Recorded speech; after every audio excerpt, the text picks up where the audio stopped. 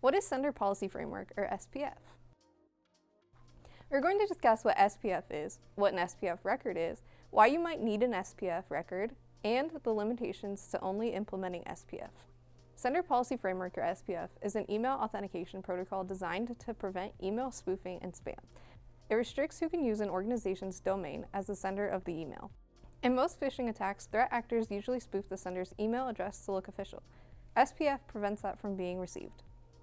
So how does SPF work? SPF uses a domain name system, or DNS for short, record, oddly called the SPF record, that lists hosts and IP addresses that are authorized to send emails for your domain. It gives a simple method for the receiving mail servers to check that the host of the incoming email is authorized by the domain's administrators. That's fancy IT talk for the SPF being the bouncer checking to see if the email sender made it on the list. SPF verifies if the email sender is actually really you, or if it's a facade for the threat actor to break in. But SPF can't work alone. SPF is just one part in a multi-layered approach that should also implement DKIM and DMARC.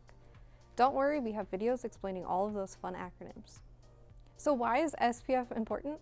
Prevents spoofing, enhances deliverability, improves domain reputation, helps fight phishing attacks, and supports compliance. Do I need an SPF record?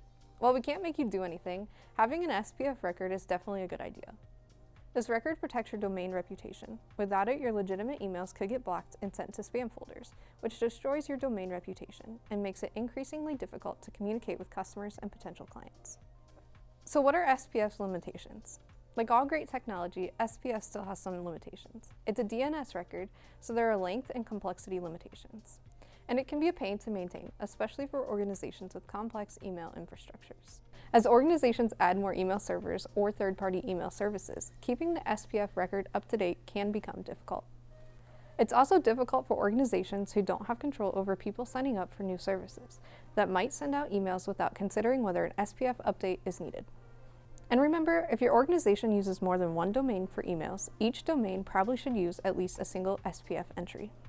SPF, along with DKIM, are the cornerstone behind the new DMARC requirements. If you want to learn about DKIM or DMARC, we have videos highlighting those that you can find in the playlist here.